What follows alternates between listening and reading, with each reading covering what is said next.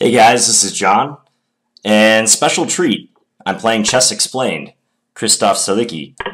He's the famous YouTuber from Germany, and it's actually 3 a.m. my time, actually closer to 3:30 my time, and he's doing a live stream right now on Twitch.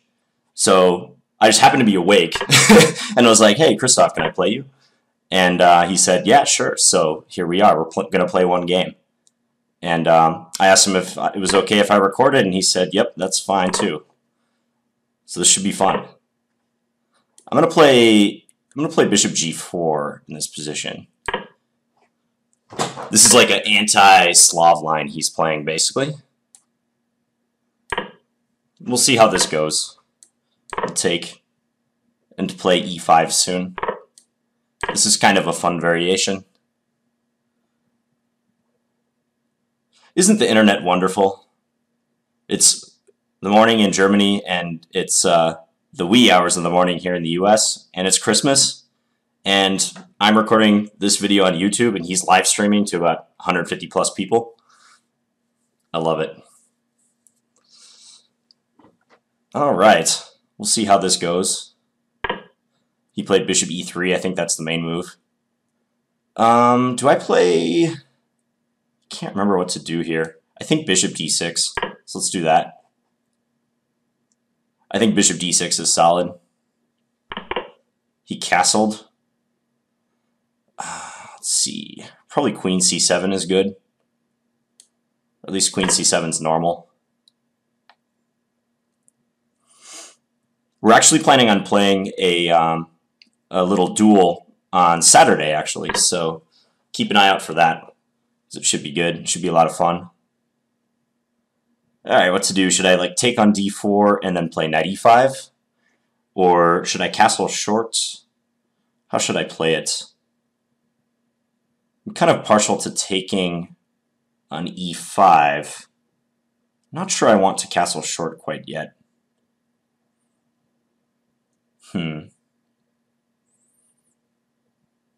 Not sure about that. Okay, let's take on E5. Let's see how he plays it. He'll probably be bishop takes, and I'm going to go Knight E5. And he's probably going to play Queen E2, whereupon he'll be threatening F4. Pawn F4.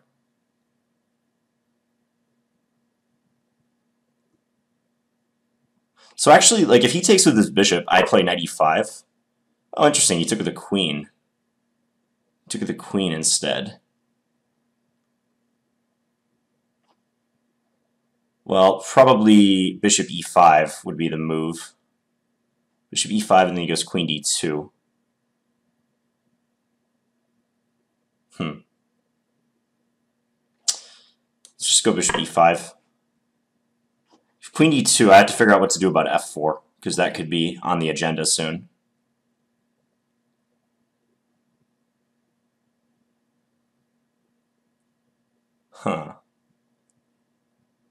Not quite sure, because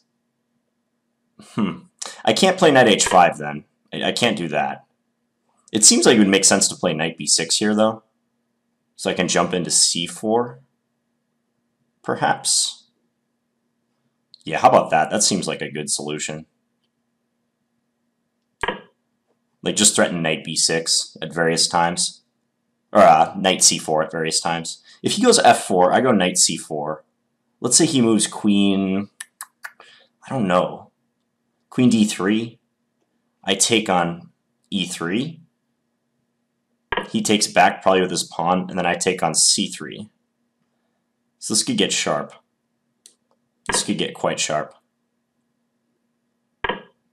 Yeah, he plays Queen D3. So, my plan was to take here, so I think I got to follow through with that.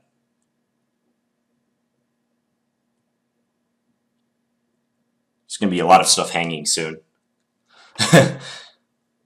if he decides to take on E5. But I don't think taking on E5 is good. He takes E5, I take D1. He takes F6, I take C3. He takes G7. He's not going to have a good position there. He'll play pawn takes. I'm pretty confident. And then after pawn takes, I have to take on C3 with my bishop. He can take with his queen. Yeah, and then after queen takes, I can't take on e4 because he takes on g7. So I'd probably have to castle here. But I'm not too sure about that. You know why? Because he can play e5, and I can't go knight d5. It's impossible, because he can play rook takes. So I think I should just castle and try to hope for the best. Yeah, he can do that. Here, queen c2. Queen c2. F5 maybe? It's no good for me. It's no good.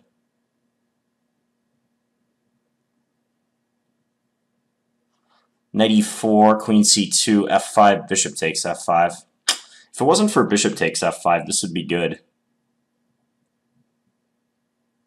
would be quite good. What's the problem, though? Yeah, I can't go knight d5. That's really annoying. If I go knight h5, he has bishop h5. Or bishop g4 attacking my knight on h5. That's bad. I think I gotta do this, even though it's not good. It's too bad I had to end up playing this move. And as long as he's careful, he's gonna get a good game. Already has a good game.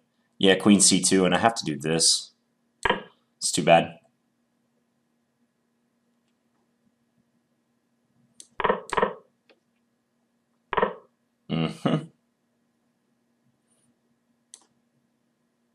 Let's go rook back.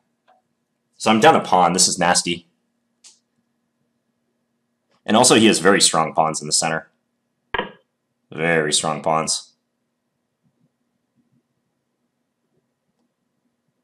Maybe,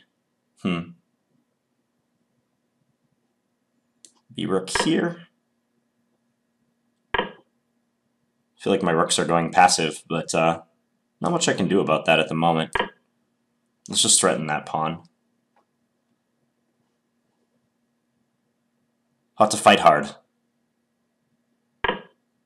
Place that, yeah.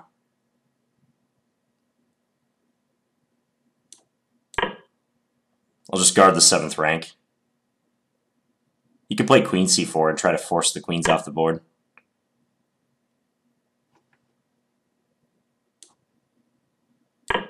Start probing him.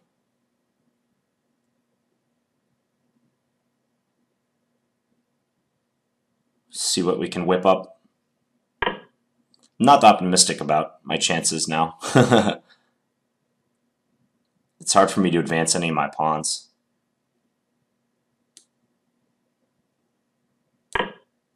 Let's try to do something.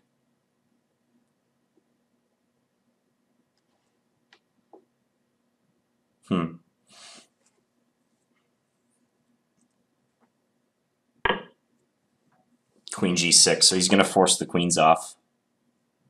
It's logical. Yeah, I shouldn't avoid a queen trade either.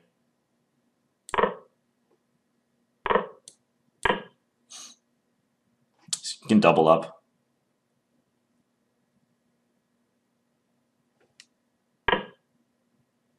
We'll go with this rook to d7.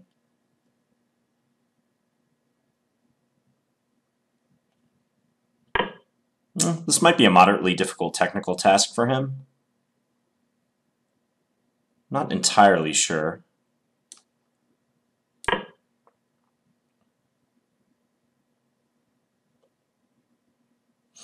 can try to play h4. Get this to h5. Yeah, that's annoying. It's quite annoying.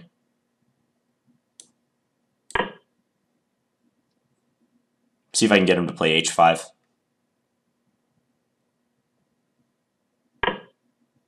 If he does play h5, maybe I can threaten rook f5?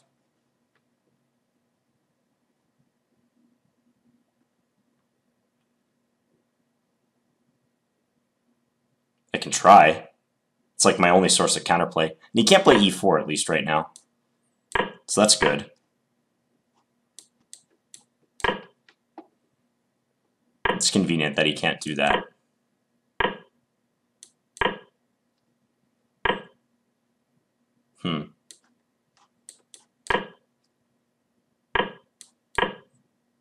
I should not have let him have these two passed pawns. That was bad.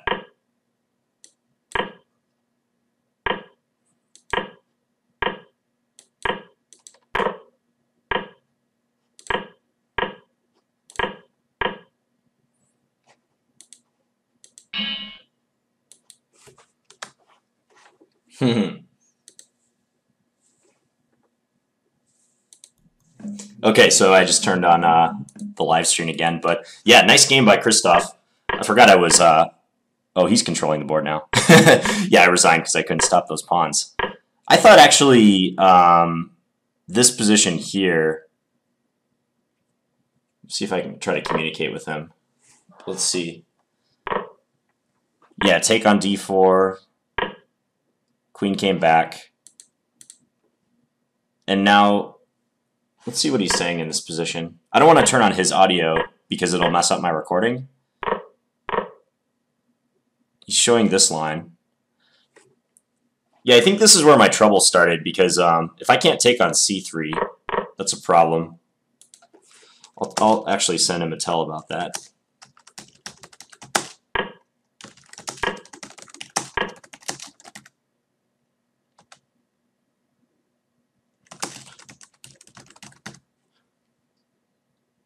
Yeah, queen e7. Maybe queen e7 was better. Yeah, I think castles was a mistake. I just told him that. Yeah, queen e7.